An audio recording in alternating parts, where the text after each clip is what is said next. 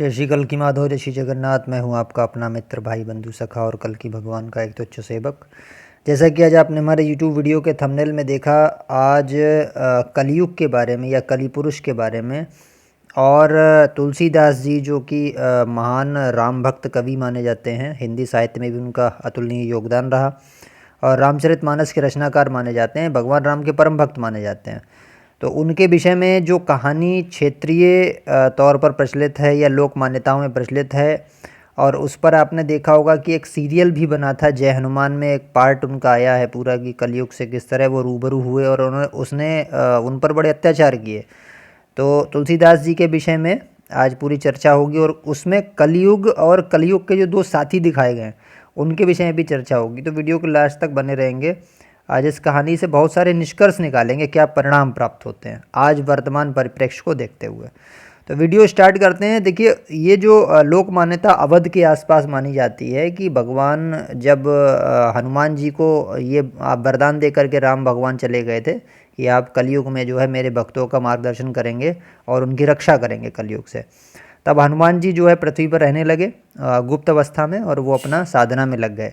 उसके बाद जब धीरे धीरे अधर्म बढ़ने लगा, जब द्वापर के बाद कलयुग आया, अधर्म बढ़ा बहुत तेज़ी के साथ, जो है धर्म की हानि हुई, सज्जनों का जो है बहुत ज़्यादा परेशान किया जाने लगा उनको।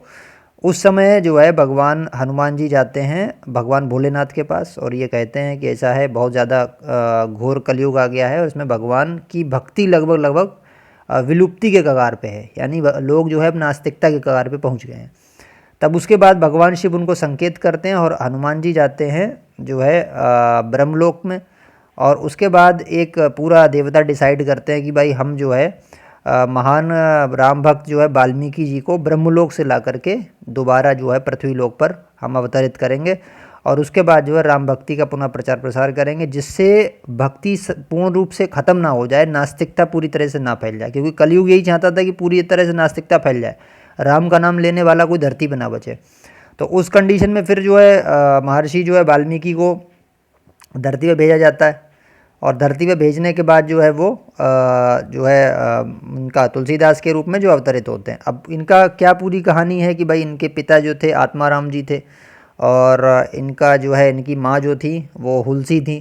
तो उसके बाद ये माना जाता है कि 12 महीने तक माँ के गर्भ में रहे और जब पैदा हुए तो उनके मुंह में 32 दांत थे और जो है इसी वजह से लोगों ने इनको अशुभ माना। एक्चुअली लोग अशुभ नहीं मान रहे थे, कलयुग ने उनकी मति भ्रष्ट कर दी। कलयुग ने ये उनको ये मिसगाइड किया कि आप जो है इसको गांव से बाहर निकलवाइए। बड़ा ज़बरदस्त विरोध हुआ तो इनकी एक पालक माँ जो होती हैं वो इनको लेकर के वहाँ से निकल जाती है, जो इनकी अपनी माँ होती हैं वो वियोग में प्राण त्याग देती हैं। उसके बाद जो है धीरे धीरे ये बड़े होते हैं और नाना प्रकार के कष्ट इनके ऊपर कलयुग के द्वारा डाले जाते हैं। इनको बचपन से ही जो इनको पालने वाली माँ होती है उसको भी कलयुग जो है सर्प बन के डस लेता है।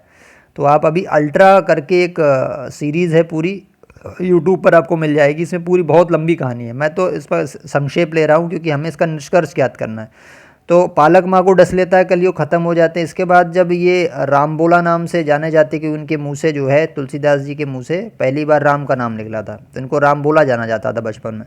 तो राम बोला जब बड़े होते हैं थोड़े से तो इनको कलयुग फिर से मारने का प्रयास करता है जहर दे करके। तो वहाँ पे हनुमान जी मार्गदर्शन करते हैं, तो वहाँ पर जो है हनुमान जी आते हैं और जो है उसे जो है राम बोला को बचाते हैं और वो विष जो है खुद पान कर लेते हैं। तो वहाँ से बचने के बाद फिर जो है कलयुग जो है नाना प्रकार के जो है षड्यंत्र रचता है तुलसीदास जी को मारने के, यहाँ तक कि रामचरित की रचना में भी बाधा पहुँचाता है और रामचरित की एक बार सारी प्रतियाँ नष्ट कर देता है। तो हनुमान जी उसको जो है दोबारा से पुनर्निर्मित करते हैं और जो है इनको प्रदान करते हैं।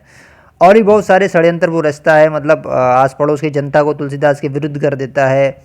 तो इस तरीके की चीज़ें उस कहानी में दिखाई गई हैं और यहाँ तक कि उसके जो दो साथी दिखाए हैं, हम कल्कि पुराण और भविष्य पुराण में जब उस निष्कर्ष से पहुँचते हैं कि भाई कोक और बिकोक नाम के उनके दो साथी हैं, सेनापति हैं, तो यहाँ भी इस स्टोरी में वो दो जो है इसके शिष्य दिखाए गए हैं कलयुग के, और वो दोनों जो है तुलसीदास को चारपाई समेत उड़ा के ले जाते हैं इनका वध करने के लिए, लेकिन वहाँ भी इनकी रक्षा होती है, हनुमान जी इनको बचाते हैं। और कंडीशन क्या है यहाँ पे ये है कि भाई जो पूरी ये कथा थी, कलयुग ने बहुत प्रयास किया, एक दो बार तो हाथ में उनके शायद एक प्रहार भी कर दिया था, तो कई दिन तो उनके दर्द रहा था, हनुमान जी ने उस पीड़ा को दूर किया था। और माया में उनको फंसाने की कोशिश की गई, जैसे वो पत्नी से बहुत ज़्यादा प्रेम करते थे तो रात की बारिश में जो है सर्प को पकड़ के चढ़ जाते हैं अपनी पत्नी से मिलने, तो पत्नी बोल देती है आप काम के नहीं राम के सेवक बनो, है ना। तो वो अपना जो है संन्यास ले लेते हैं जीवन से। तो वहाँ भी जो है वो सब जो है कलयुग का ही पूरा प्रोपेगेंडा था। तो ये कली जो है उस समय भौतिक रूप में आ गया था, लोक मान्यताओं के अनुसार वो सामने था और जो है उनको जो है प्रताड़ित भी कर रहा था तरह तरह से। तो अगर इस कहानी के रिजल्ट में हम देखें उसमें क्या क्या दिखाया है, सबसे पहले कली जो था वो जो है केवल हनुमान जी से उसका प्रत्यक्ष युद्ध दिखाया, बाकी सारे देवी देवता नहीं दिखाए गए। तो ये स्पष्ट हो गया कि वो कहानी कहीं ना कहीं हमारे प्रामाणिकता पर खरी उतरती है, क्योंकि ये बोला गया है कि सारे देवी देवता की शक्तियाँ जो है वो अपने काम नहीं करेंगी इसमें, मतलब काम तो करेंगी बट जो है प्रत्यक्ष रूप से काम नहीं करेंगे, वो दर्शन नहीं देंगे, रूबरू में आके अपनी शक्तियाँ नहीं दिखा पाएंगे, गुप्त रूप से वो काम करेंगे। तो ये वहाँ भी दिख रहा है कि भाई वहाँ पे भी देवी देवता प्रत्यक्ष नहीं आ रहे हैं, लेकिन हनुमान जी प्रत्यक्ष हैं।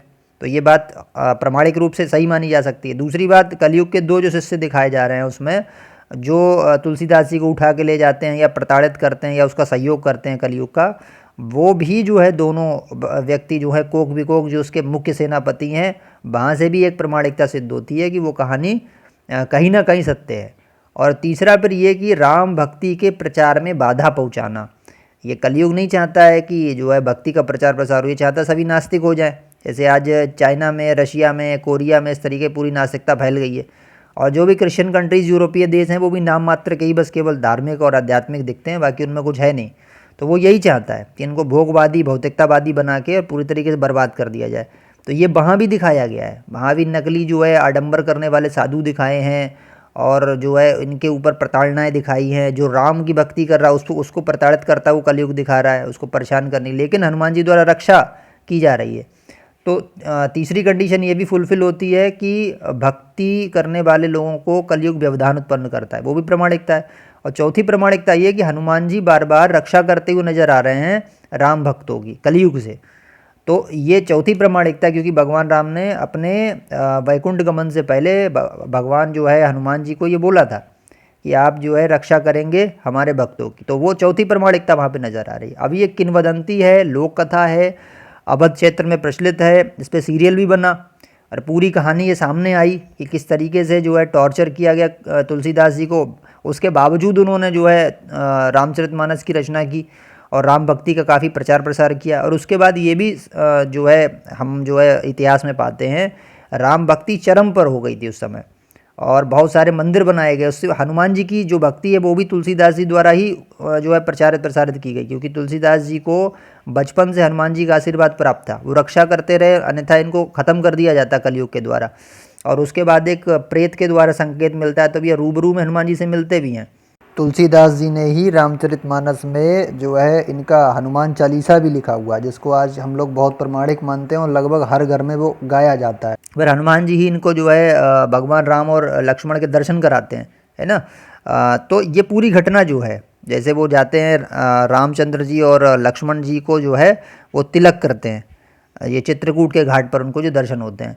तो ये जो पूरा घटनाक्रम है वो यही बताता है कि कलयुग जो है राम भक्तों के लिए जो है परेशान करने वाला है, लेकिन हनुमान जी उसमें रक्षा करते हैं और जो है कलयुग से पार उतरने का जो मूल मंत्र है वो भगवान राम की भक्ति है, या नारायण की भक्ति कह सकते हो आप किसी भी रूप में।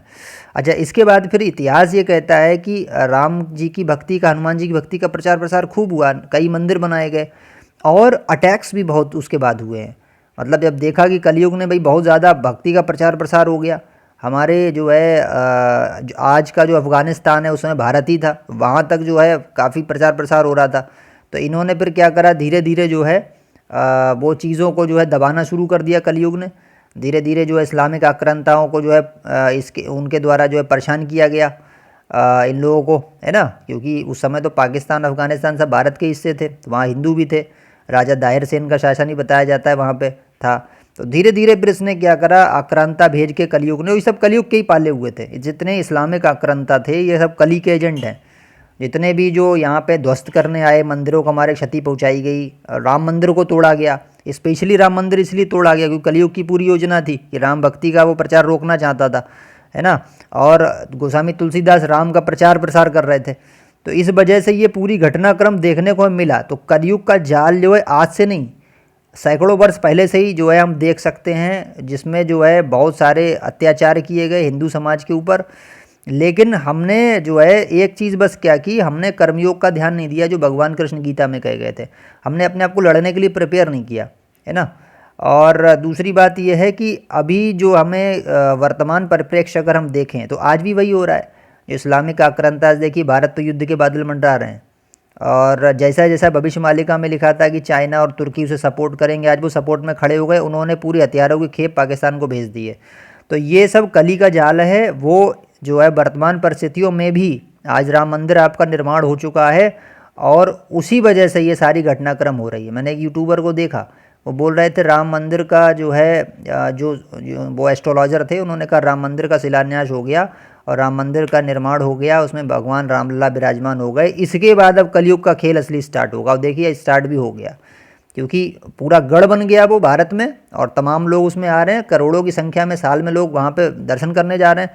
तभी उसको बात हजम नहीं हो रही है। तो अभी कलयुग ने क्या किया, जैसे पहले उसने मंदिर अंदर तोड़वाए थे अपने आक्रांता भेज के, अपने एजेंट भेज के, अभी फिर से वो युद्ध की पूरी साजिश रच रहा है, जैसे युद्ध कराया जाए और जो है कैसे भी उसको देखिए भक्ति का नाश करना है।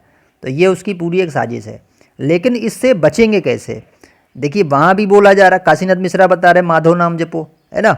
तुलसीदास जी बोले थे राम नाम जपोगे तो हनुमान जी की सहायता और रक्षा प्राप्त होगी। कलयुग का आप जो है, कलयुग आपका कुछ नहीं बिगाड़ सकता। और हम भी बताते हैं भाई नारायण नाम अजामिल ने जपा, उसको पापों से मुक्ति मिली। कली उसी को परेशान कर सकता है जो व्यक्ति जो है भगवान से दूर है, और जो भगवान के संरक्षण में है उसका बाल बांका नहीं हो सकता।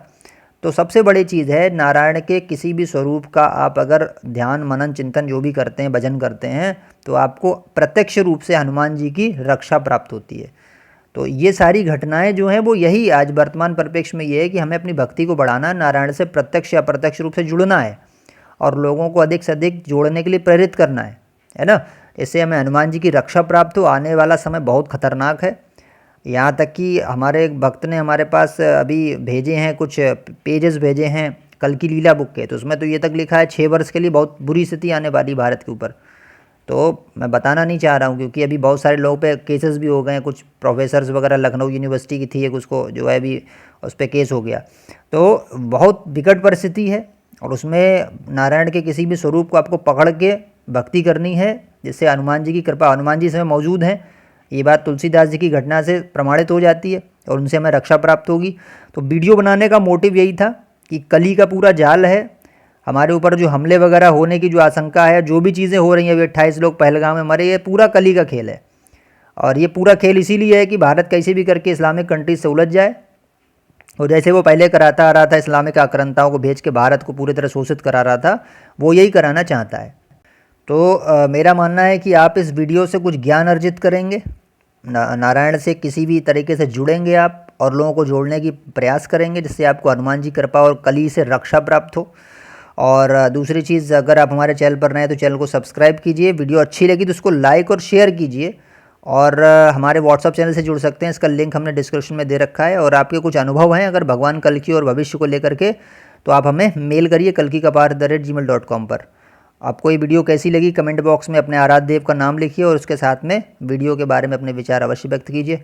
आपसे मिलते हैं नेक्स्ट वीडियो में। जय श्री कल्कि माधव, जय श्री जगन्नाथ, जय श्री पंचशखा, जय श्री सत्यनारायण।